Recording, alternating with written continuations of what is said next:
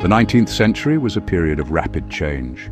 Cities expanded, institutions grew larger, new ideas about medicine, order, and social responsibility took shape. During this time, a distinct type of building appeared across Europe and North America. These were places designed not for punishment, but for separation. They were intended to house individuals considered unable to function within ordinary society. They were known as asylums. Many of these institutions were built far from city centers. They were placed on hills, in rural valleys, or at the edges of growing towns. The distance was deliberate. Isolation was considered therapeutic. The stated purpose of these places was care. They were meant to provide structure, calm, and routine. At the beginning of the century, optimism surrounded their construction. Reformers believed that environment alone could restore the troubled mind. Early asylum architecture reflected this belief. Buildings were symmetrical, windows were large, grounds were landscaped and orderly. Light and fresh air were considered essential. Over time, similar structures appeared in many countries. Some were modest in size. Others grew into sprawling complexes, housing hundreds or even thousands of residents. Admission standards were broad. People were committed for many reasons. Some experienced hallucinations or emotional instability. Others suffered from epilepsy, dementia, or the effects of injury. In many cases, individuals were admitted for reasons unrelated to mental illness as it is understood today. Chronic illness, alcohol dependency, postpartum depression. Behavior considered socially disruptive. Once admitted, leaving was uncommon. In the early decades of the 19th century, treatment methods were limited. Medical understanding of the brain was minimal. Care focused on routine rather than cure. Days were structured carefully. Patients rose early. Meals were taken at fixed times. Work was often assigned. Men might be directed toward farming or maintenance. Women toward sewing, laundry, or kitchen labor. This was referred to as moral treatment. The belief was that orderly activity could restore balance. Silence and obedience were encouraged. Emotional expression was discouraged. Records from this period describe long corridors, rows of identical rooms, doors that locked from the outside. At first, populations were manageable. Staff often knew residents by name. Some facilities maintained detailed journals of daily behavior. As decades passed, conditions changed. Industrialization increased urban poverty. Cities grew faster than social services. Asylums became repositories for those without alternatives. Over time, patient numbers exceeded original designs. Buildings expanded. In many cases, individuals were admitted for reasons unrelated to mental illness as it is understood today. Chronic illness, alcohol dependency, postpartum depression, behavior considered socially disruptive. Once admitted, leaving was uncommon. In the early decades of the 19th century, treatment methods were limited. Medical understanding of the brain was minimal. Care focused on routine rather than cure. Days were structured carefully. Patients rose early. Meals were taken at fixed times. Work was often assigned. Men might be directed toward farming or maintenance. Women toward sewing, laundry, or kitchen labor. This was referred to as moral treatment. The belief was that orderly activity could restore balance. Silence and obedience were encouraged. Emotional expression was discouraged. Records from this period describe long corridors, rows of identical rooms, doors that locked from the outside. At first, populations were manageable. Staff often knew residents by name. Some facilities maintained detailed journals of daily behavior. As decades passed, conditions changed. Industrialization increased urban poverty. Cities grew faster than social services. Asylums became repositories for those without alternatives. Over time, patient numbers exceeded original designs. Buildings expanded, wings were added, temporary structures became permanent. Resources did not keep pace. By the mid-19th century, many asylums were severely overcrowded. Staffing ratios declined. Individual attention became rare. Treatment remained largely custodial. The goal shifted from rehabilitation to containment. Medical records from this era often list diagnoses that were vague. Melancholia, mania, moral insanity. These terms reflected limited understanding rather than specific conditions. Restraint methods became more common, not as punishment, but as control. Straitjackets were used to prevent movement. Isolation rooms were used to reduce stimulation. Prolonged silence was considered calming. Historians note that these practices were often applied broadly, without individual assessment. Daily life inside the asylum became increasingly monotonous. Meals were simple and repetitive. Personal possessions were limited. Uniform clothing was common. Time moved slowly. Many residents spent years or entire lifetimes within these walls. Communication with the outside world was restricted. Letters were censored or discouraged. Visits were infrequent. Families often lived far away. Some patients were never visited again. Death within asylums was not uncommon. Disease spread easily in crowded conditions. Tuberculosis was a frequent cause. Burials were often conducted quietly. Some institutions maintained their own cemeteries. Graves were marked with numbers rather than names. By the late 19th century, criticism began to surface. Journalists published reports. Former staff spoke out. Government inquiries were launched. Descriptions emerged of neglected wards, unwashed residents, minimal medical care. Yet reform was slow. Asylums had become deeply embedded in social systems. They served functions beyond healthcare. They removed visible disorder from public spaces. Even as new treatments were proposed, older practices persisted. Some institutions attempted modernization. Others continued unchanged. Many of these buildings still stand today, abandoned, repurposed, or left to decay. Their histories remain embedded in stone walls and long corridors. Records, where they survive, tell fragmented stories. Lives lived quietly, days repeating without variation, time passing without notice. Over the years, these places faded from public memory. Their names were forgotten, their residents unrecorded. What remains is a partial understanding of an era when isolation was considered care and silence was considered treatment. And over time, these structures became part of the background of history itself. In later years, attention turned briefly toward classification.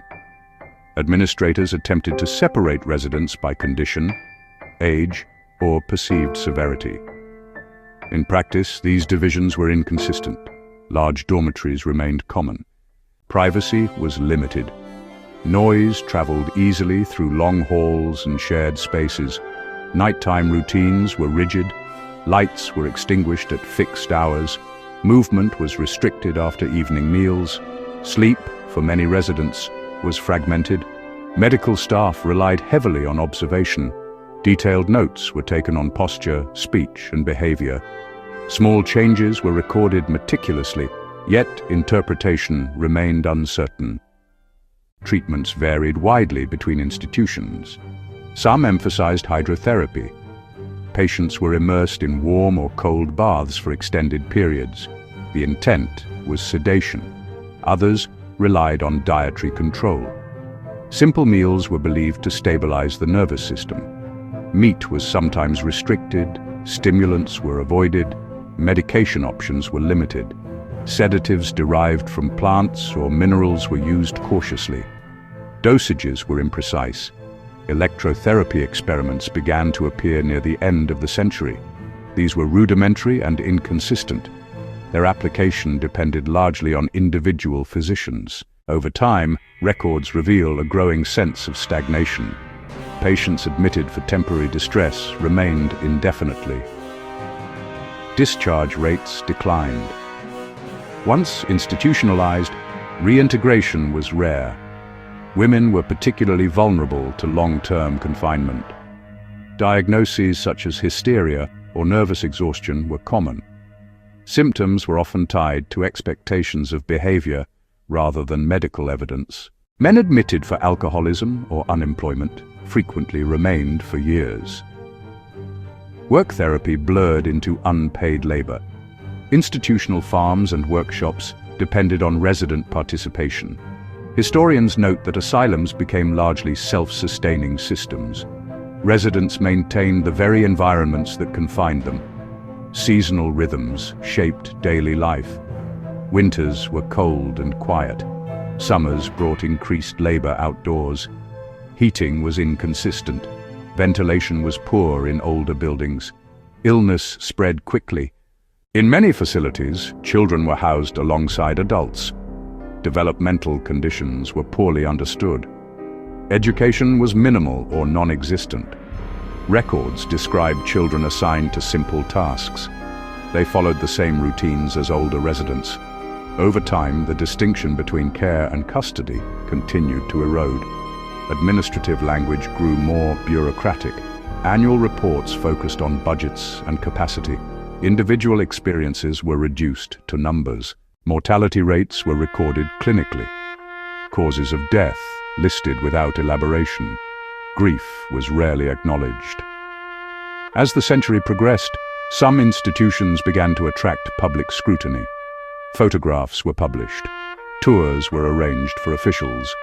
Preparations were made in advance of these visits. Clean wards were presented. Order was emphasized. Less visible areas remained unchanged. Despite growing criticism, the pace of reform was slow. New buildings were proposed. Funding debates stalled. Many residents continued to live quietly within walls that were never intended for permanent residence. When the 20th century approached, medical theories shifted again. Psychiatry began to formalize as a discipline. Classification systems grew more complex. Yet the physical structures of 19th century asylums persisted. They shaped care through their design. Long corridors encouraged surveillance. Locked doors enforced compliance. Distance from cities reinforced separation. Even as ideas evolved, environments remained static. In later decades, some asylums were renamed. Language softened. Mental hospitals replaced older terms. Daily life, however, changed little. For many residents, time passed without markers. Days followed identical patterns.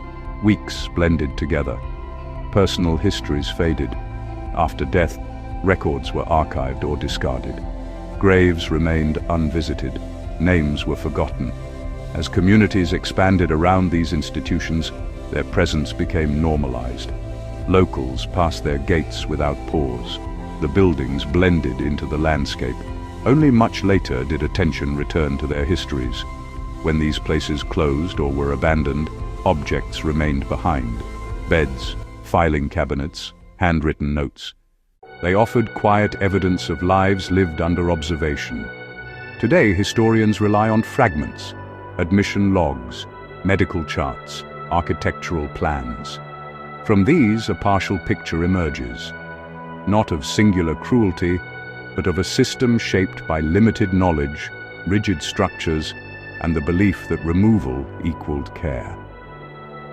Over time, the asylums of the 19th century became less places of healing and more places of permanence. They existed at the margins of society, visible yet unseen. And as years passed, they slowly receded into the background of history, leaving behind only traces of the routines, silences, and long durations that defined them. In many regions, the closing years of the 19th century brought subtle shifts rather than abrupt change. Asylums did not disappear. They endured. Staff roles became more specialized. Attendants were trained to follow standardized routines. Physicians focused increasingly on classification and record-keeping. Daily schedules were reinforced through written protocols. Meals were timed precisely. Work periods were assigned by ward. Silence remained a valued condition.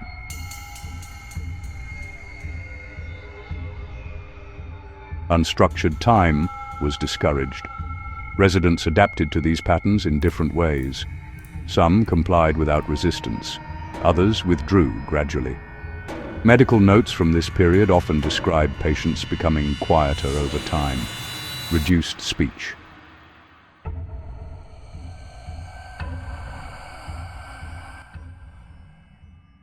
Minimal eye contact. Limited response to instruction. This was sometimes interpreted as improvement. In reality, it often reflected accommodation to confinement. The architecture of these institutions continued to influence behavior. High ceilings amplified sound. Footsteps echoed along corridors. Doors closed with consistent weight. Windows were placed high in the walls. Views were restricted. Landscapes beyond the grounds were distant. The outside world became abstract. For residents who remained for decades, memory altered. Personal timelines blurred. Events outside the institution lost relevance. Some individuals forgot the reasons for their admission. Others retained fragments of former lives without context. Letters received from family members were read and reread. Over time, correspondence slowed, then stopped. Administrators recorded these changes clinically.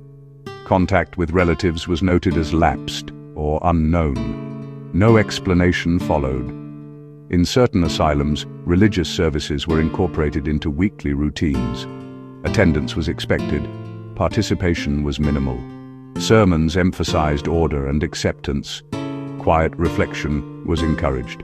For some residents, these services marked time. For others, they blended indistinguishably into the schedule. Food remained plain. Portions were consistent. Variation was rare. Meals were eaten quickly and without conversation. Utensils were counted afterward. Illness was managed with isolation. Those who became sick were separated from general wards. Recovery was uncertain. Records list recurring outbreaks: influenza, pneumonia, tuberculosis. Medical intervention was limited. Rest and separation were primary responses. Death notices were brief. Names, dates, causes, funerals were modest. Attendance was small, often limited to staff. Graves were marked uniformly. Rows extended across institutional grounds. As decades passed, institutional memory replaced individual memory. Staff turnover meant residents were known primarily through files. Histories were summarized. Complexities were reduced. Quiet, orderly, chronic. These terms followed individuals year after year. Some residents aged rapidly. Hard labor, poor nutrition, and limited medical care took their toll. Others lived into old age within the same walls where they had arrived as young adults. Their presence became expected, permanent. In later years, small reforms were introduced: improved ventilation, basic hygiene standards, occasional recreational activities. These changes were unevenly applied. In many institutions, overcrowding remained the defining condition. Beds were placed close together. Personal space was minimal. Privacy was non-existent. Despite this, daily routines continued with precision. Schedules were maintained regardless of circumstance. Order was preserved. Outside the asylum, medical discourse evolved. New theories emerged. New classifications were proposed. Inside, change was slow. The physical separation of these institutions reinforced social distance. Communities knew of their existence, but little else. Curiosity was limited. Residents became invisible. When asylums eventually closed or transformed, transitions were gradual. Some residents were transferred. Others remained until death. Records were archived. Buildings were repurposed or abandoned. Only later did researchers begin to reconstruct these histories in detail. They found that many residents had never received active treatment. They had simply lived out their lives within structured isolation. The asylums of the 19th century were not designed for permanence, yet permanence became their defining feature. They existed quietly across generations, absorbing lives, marking time, and over time, they settled into the historical record, not as singular events, but as prolonged conditions, spaces where routine replaced care, and where absence from society became normalized. As the 19th century drew toward its close, administrative language increasingly replaced personal narrative. Annual reports emphasized efficiency, capacity, and compliance. Human experience was reduced to statistics. Budgets were calculated carefully: food costs, heating expenses, staff wages. These figures became the primary measure of institutional success. In many regions, funding failed to keep pace with growing populations. Deferred maintenance became common. Repairs were delayed. Buildings aged. Roofs leaked. Plumbing failed intermittently. Staff adapted by tightening routines rather than improving conditions. Rules multiplied. Flexibility decreased. Residents were expected to conform. Training manuals emphasized discipline. Attendants were instructed to maintain distance. Emotional involvement was discouraged. Consistency was valued over compassion. Over time, long-term residents developed patterns of behavior that aligned with institutional expectations. Movements became slower. Speech became limited. This was often recorded as stabilization. The daily environment remained controlled. Noise levels were monitored. Lights were extinguished at fixed hours. Deviation was noted. In some facilities, residents were classified by productivity. Those able to work were assigned regular tasks. Those unable were confined to wards with minimal activity. This distinction shaped daily experience. Work assignments provided structure. They also reinforced dependence.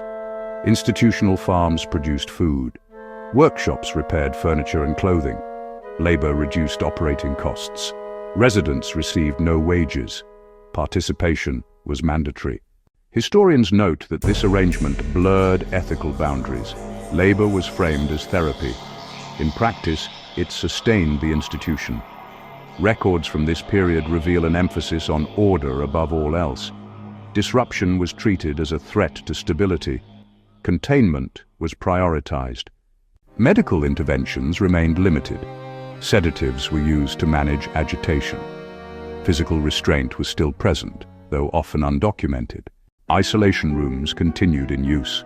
Duration varied. Oversight was inconsistent. As years passed, public awareness increased gradually. Investigations exposed poor conditions in select institutions. Reforms were proposed. Implementation was uneven. Some asylums introduced small libraries. Others allowed supervised outdoor walks. A few experimented with artistic activity. These changes were localized and fragile. Elsewhere, routines remained unchanged. Residents experienced time differently. Days followed predictable cycles. Seasons passed with little variation. The outside world became distant. News arrived sporadically. Technological advances were abstract. For individuals confined for decades, historical events occurred without context. Wars, political shifts, industrial growth. These developments passed without direct impact. Memory adapted to confinement. Focus narrowed. Expectations diminished. Administrators viewed this as adjustment. As the century turned, discussions about reform intensified. Professional organizations debated standards of care. New terminology emerged.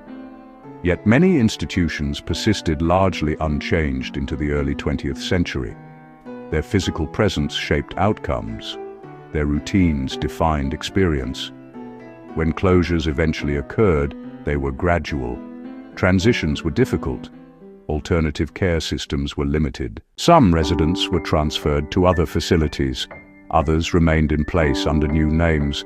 Records followed them. Descriptions remained similar: quiet, chronic, stable. These terms carried forward.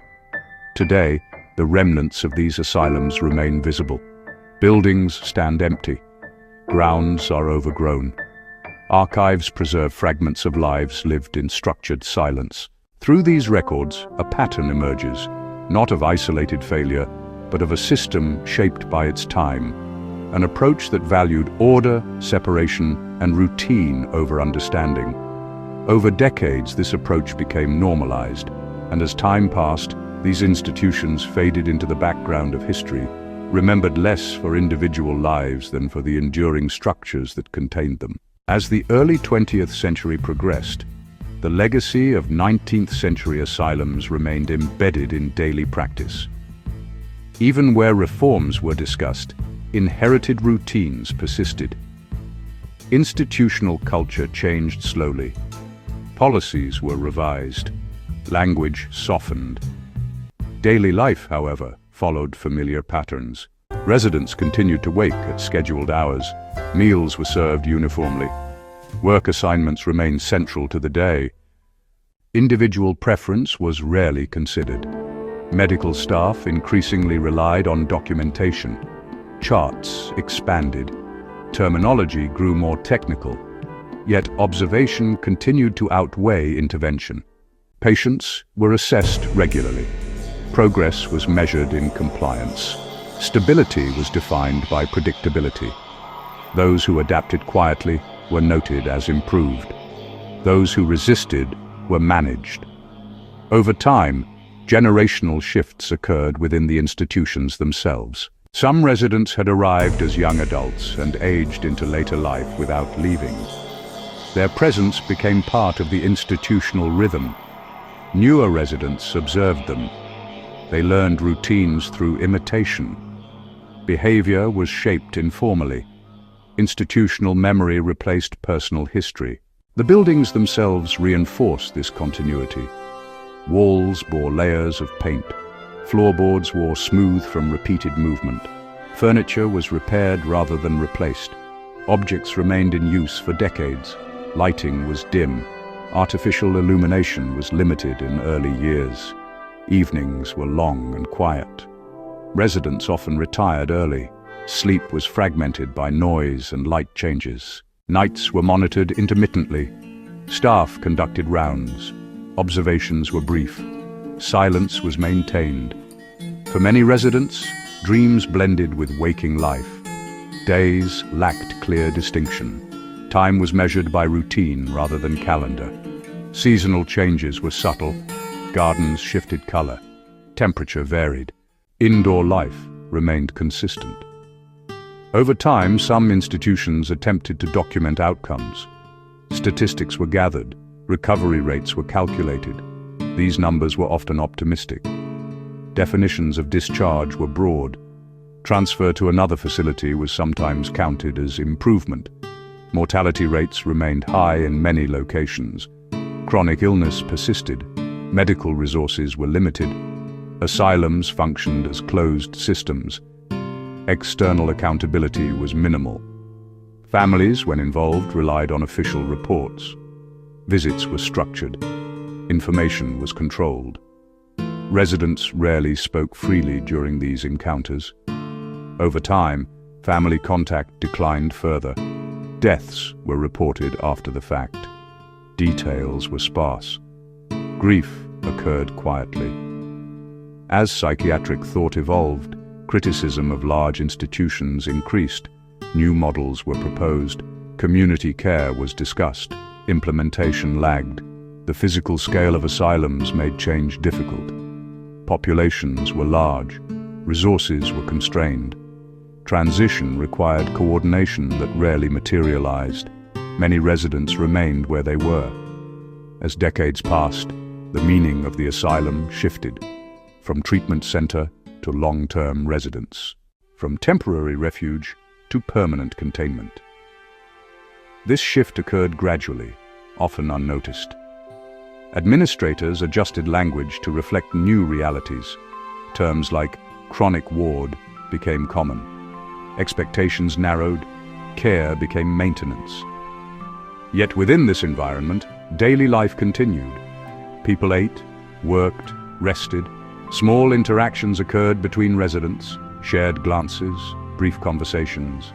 These moments passed without record. What survives in archives are outlines, dates, diagnoses, durations. The details of lived experience remain largely absent.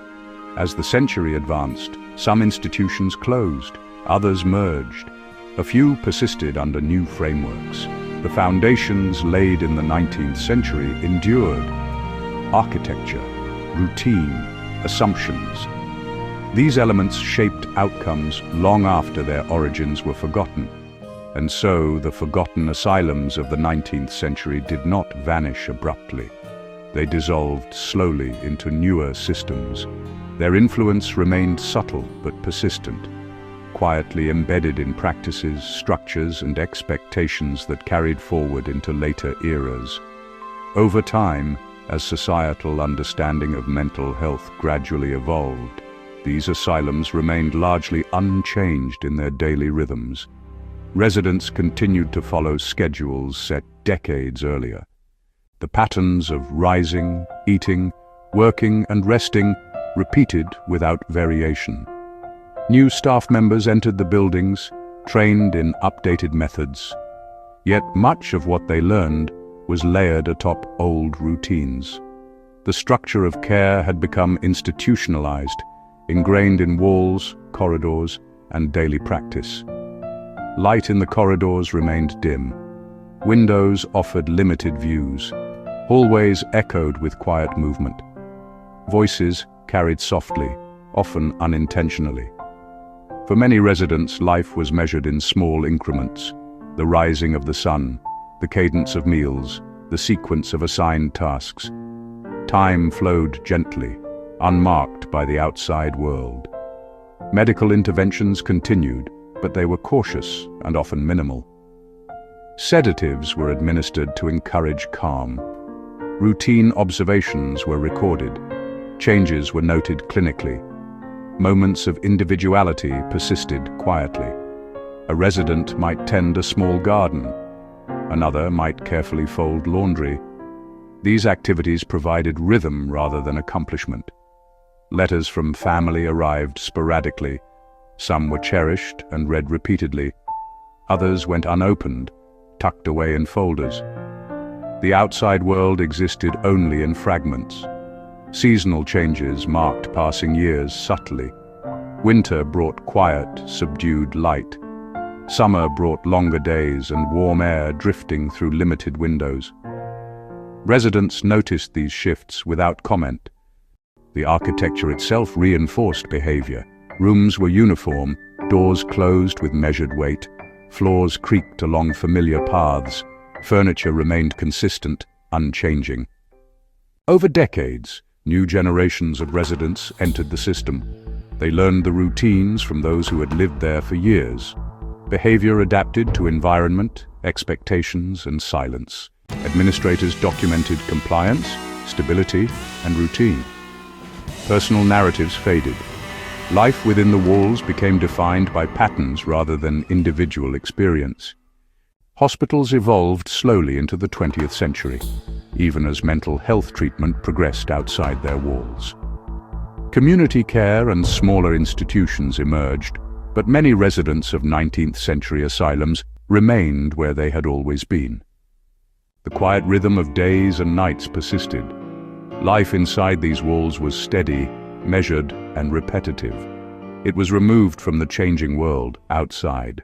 Over time, the names of these institutions faded from public consciousness. The residents were seldom remembered individually, yet their lives left subtle traces, preserved in files, journals, and the physical spaces themselves. Historians note that these places were neither entirely benevolent nor openly cruel. They were structured, maintained, and guided by the knowledge, beliefs, and limitations of their time. Order and routine were seen as the highest forms of care. The legacy of 19th century asylums continues quietly. Buildings that remain, whether repurposed or abandoned, hold echoes of the lives spent within them. Records, artifacts, and architecture hint at decades of structured isolation, gentle monotony, and enduring routine. And so the story of these institutions persists, not in dramatic events or singular moments, but in the steady passage of time, the repetition of daily life, and the quiet endurance of human experience within walls designed to provide care, containment, and continuity. As the 20th century progressed further, many of the 19th century asylums were slowly reclassified, merged, or repurposed. Yet the physical spaces remained largely unchanged. Corridors retained their echo, rooms preserved their dimensions. The rhythms established decades earlier persisted quietly. New medical approaches emerged outside these walls. Psychology, psychiatry, and social work evolved with each passing decade. Small institutions, outpatient care, and community programs became more common. But for long-term residents of older asylums, life continued in familiar patterns. Daily routines remained structured and predictable. Residents rose at the same hour. Meals continued to follow precise schedules. Assigned work and quiet periods filled the day. Staff came and went. Procedures were updated. Yet the essence of institutional life endured. Some residents adapted to change slowly. Others continued their previous routines. Some engaged with small additions, gardens, reading rooms, music lessons. But these were gentle modifications, layered upon long-standing structure. Visitors arrived infrequently.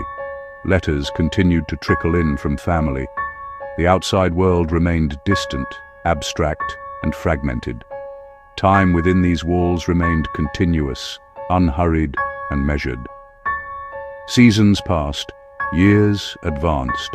Generations of residents experienced the same quiet cadence of daily life. Buildings weathered the elements. Paint faded. Floorboards creaked. Windows remained unchanged. Furniture, worn smooth from decades of use, continued in service. Archivists later discovered fragments of lives preserved in records. Journals, admission papers, medical charts, and correspondence offered only glimpses. The full texture of individual experience was largely absent. What emerges from these documents is not drama or spectacle. It is repetition, endurance, and quiet passage of time. A system shaped by care, knowledge, and limitations.